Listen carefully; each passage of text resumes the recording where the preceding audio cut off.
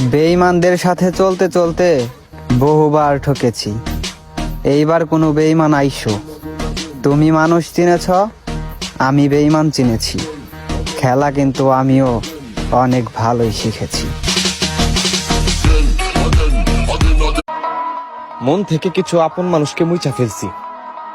দেখা হইব, কথা হইব, চলাফেরাও হইব, কিন্তু মনে কখনো জায়গা হইব না।